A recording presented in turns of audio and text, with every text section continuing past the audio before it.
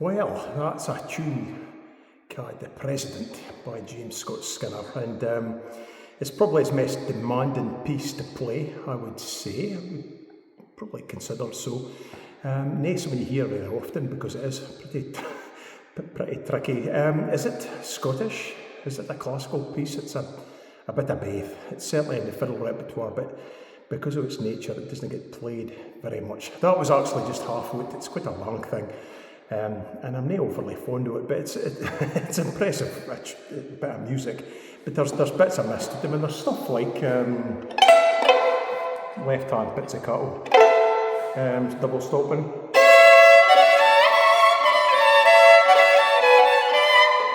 goes into minor keys,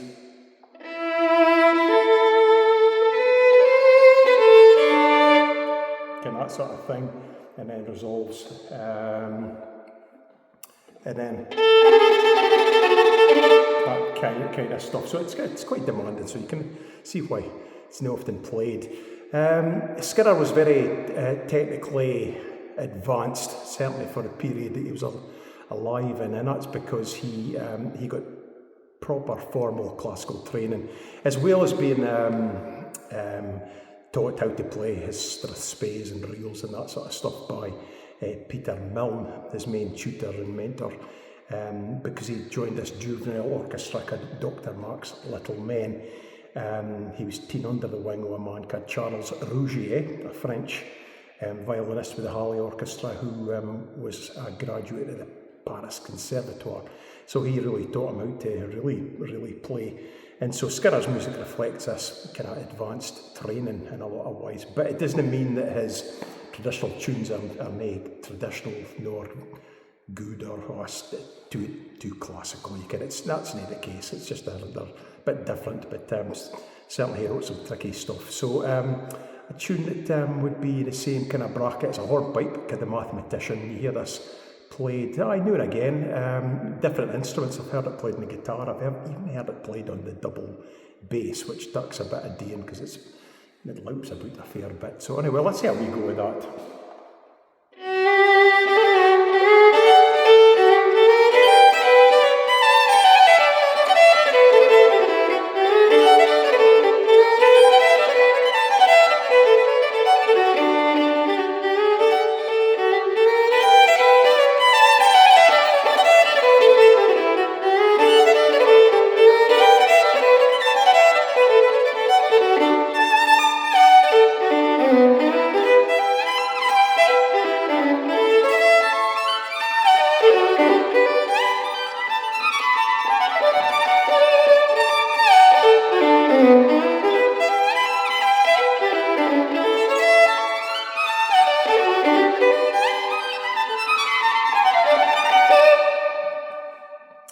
That tune ruined my Glenfiddich one year. Name of whiskey, but the Glenfiddich Scottish Fiddle Championship at Blair Castle. I thought if you can nail that, you're probably going to be in with a shout, which would be fair enough comment, but I was only getting it right about 50% of the time, which means it was wrong 50% of the time. Easy to miss the pitch when you're up the neck of the fiddle, and having never played it in public, the pressure begins to, you put yourself off, really, the internal pressure. So I fluffed it and that ruined my day. So that's The Mathematician, but it's a great tune. Another tune that would be very well known, it's technically difficult, is The Hurricane. It's a great reel. Again, I've heard this in different instruments. Most recently, Tim Eadie and Ross Ainsley played it at the Aberdeen Music Hall. And that would have been on low whistle and guitar. I think Tim probably played it on the accordion as well, so it's a great tune.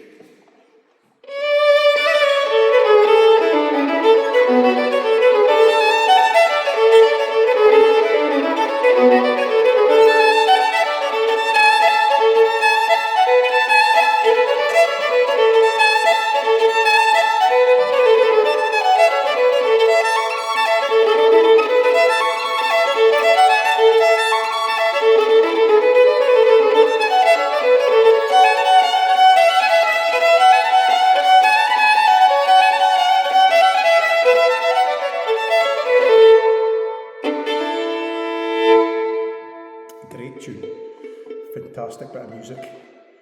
I think it's his hardest reel, mind you. I think it's a tune called The Devil in the Duck.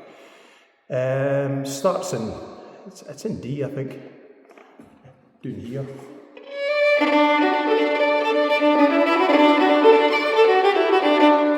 And go right through it, and then the second half.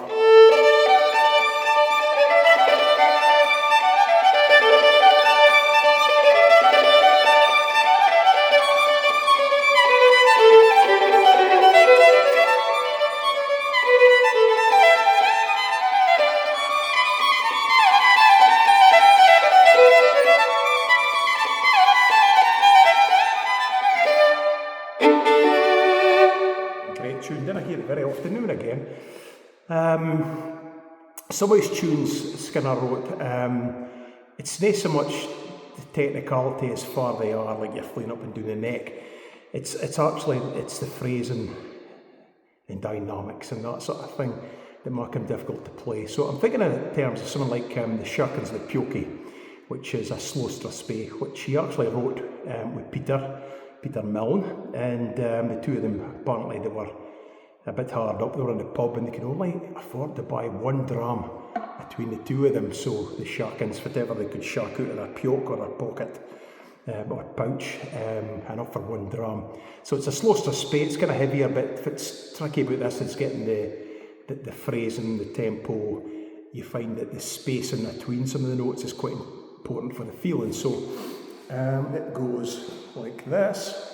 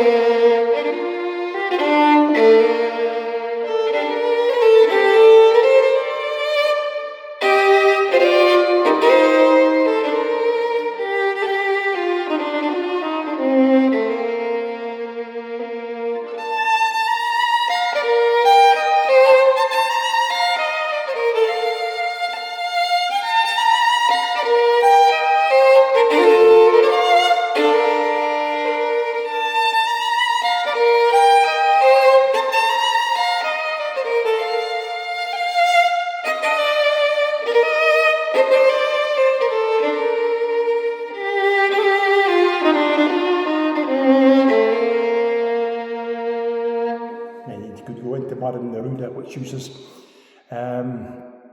it's called spiccato bowing, very much a classical bowing technique or trick, whatever you like.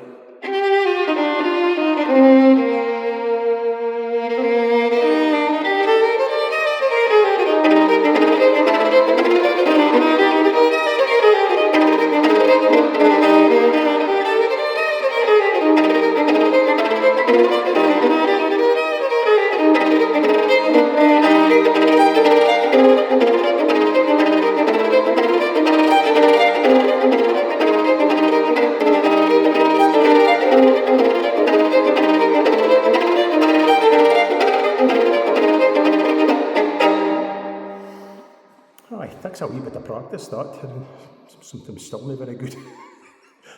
So you've got that kind of thing. Lots of different tricks and techniques, expression that make it demanding.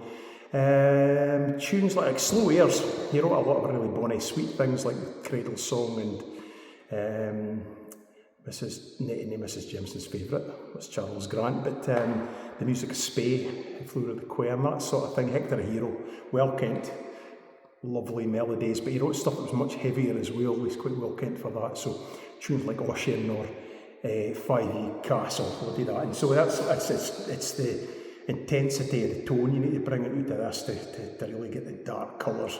It's a ghost story. 5E Castle is haunted, and the most famous ghost is Lilias Drummond, the Green Lady.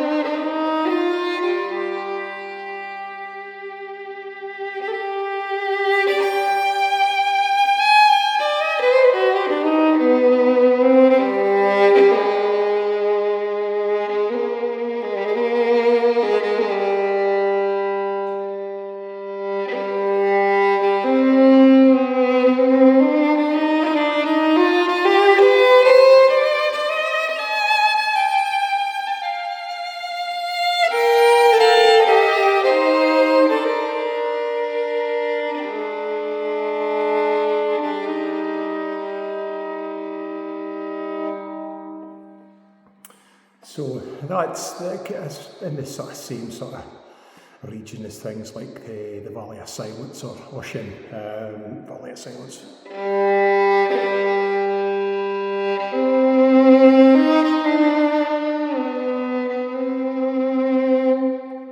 Ocean.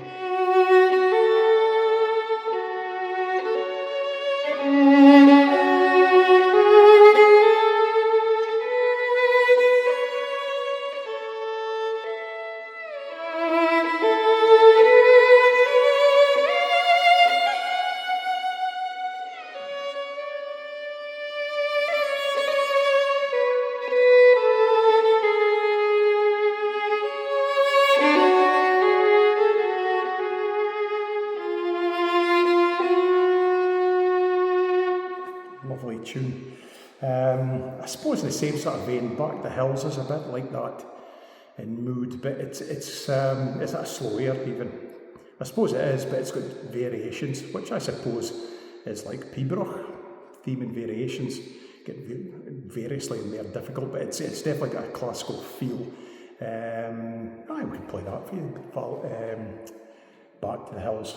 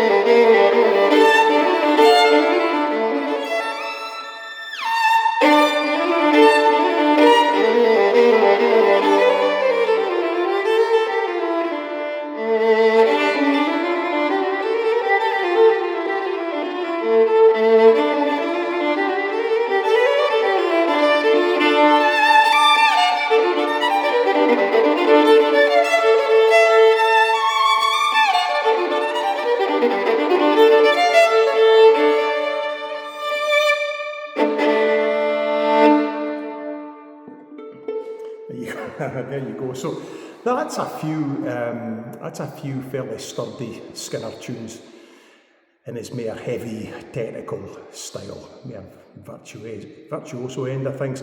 There are others. Thinking of things like King Robert the Bruce, very demanding march to play. I don't actually really like it very much. I don't think it sounds very much like King Robert the Bruce. First night of Christendom in his day, kind of fearsome warrior, defender of Scotland, but it's yeah,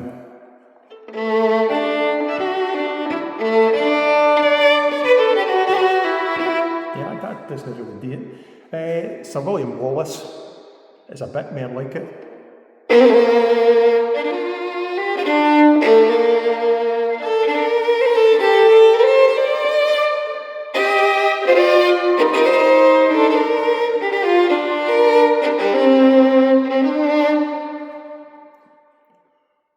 Oh no, that's not it. It's not, but this is it.